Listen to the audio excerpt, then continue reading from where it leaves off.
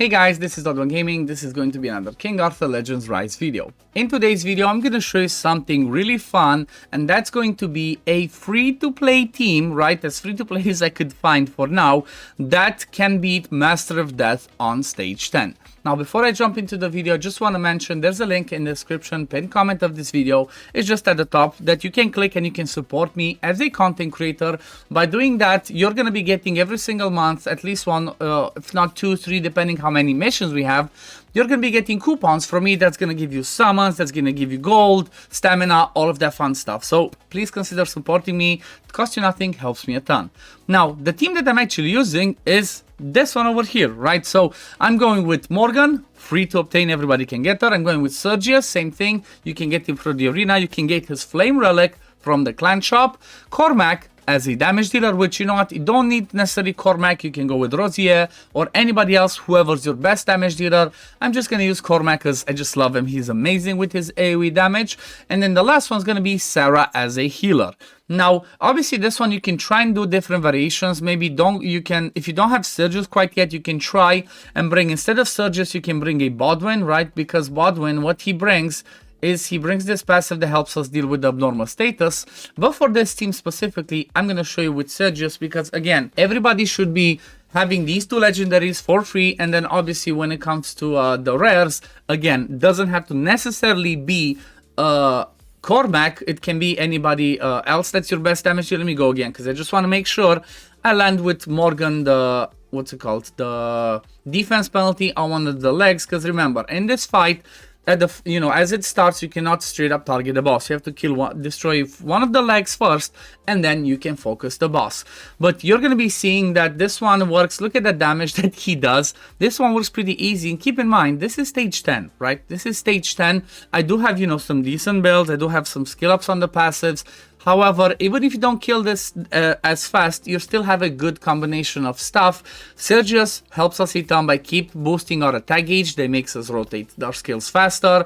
Morgan keeps putting the, the defense decrease and also damage taken increase, which she does that on her, from her passive, right? That's why you're going to want her Chivalry 3. Sarah is our healer, which, it can be, whoever's your best healer, but I just wanted to show Sarah because she's a free to obtain one, and you're gonna see that she's gonna do full YOLO. And then obviously Cormac, damage dealer, which again can be whoever you want. Let me quickly show you the skill order as well before we do that. Sarah is full YOLO, Sergius third skill and fourth skill, Cormac third skill and first skill, and then Morgan the second skill, because this one does some AoE damage. And once we get to the point of the second phase of the fight, you're gonna be able to push back the attack gauge of the side, arms, tendrils, whatever they are, which means they're gonna take less turns. Now, one thing that I didn't do, unfortunately, but I'm not gonna restart it, is I did not swap my Morgan into my PvE build, which is gonna be her vigor set. Right now she is in a fast arena speed build, so not the best, but it kind of cuts down on time because she gets too many turns and it doesn't allow Cormac to do more damage. But you saw phase 1 pretty fine. Phase 2, I don't even have to click anything, I just let it go full YOLO. Now, one of the reasons why I really like Cormac in this team is because for the sake of this phase, if he does manage to eventually do his AoE hits, he's gonna be bringing us those tendrils down pretty fast. Again, same thing can work with somebody like a K, right? Because she brings some AoE hits. If not, you can just go with you can just go with Rosier and just kill stuff one at a time. But this one goes pretty easy. Again, it's gonna take a little bit. Unfortunately, it takes a lot more because of my mistake of not bringing the vigor set Morgan in here, and by not doing that, Cormac, there we go, finally AoEs. Cormac does not get enough attack gauge, does not get enough vigor to be able to use his third hit. But you see that this one's slowly going down. I guess I'm not going to keep you through this whole thing to bore you to death. I'm just going to come towards the end, and I'm going to show you how this one actually works. It's pretty easy. There we go, first entrance down. So I'm going to see you once we come towards the end. I'm going to show you the build, so see you in a bit.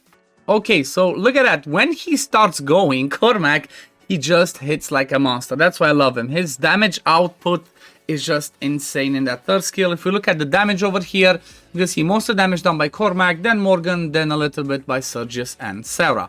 But you know what? It was pretty good. It says 9 minutes, but if you what's it called, split this by 3, because obviously it counts as the 3 times speed, this one's gonna be around 3 minutes, 4 minutes. Again, pretty easy to do, pretty free to play team. Everybody can build this if you have those rares and the right chivalries and stuff. So let's quickly have a look at the builds. Morgan, she's chivalry 5, you don't need a chivalry 5. Chivalry 3 is just okay.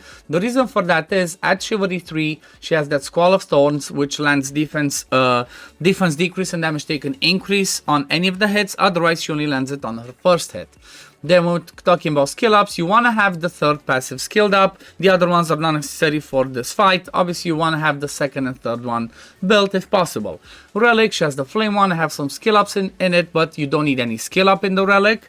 Then when it comes to equipment, again, I use speed and accuracy unfortunately on that one, but you want to go with vigor, right? You want to go with vigor so that you have enough vigor for your damage dealer when they get a turn.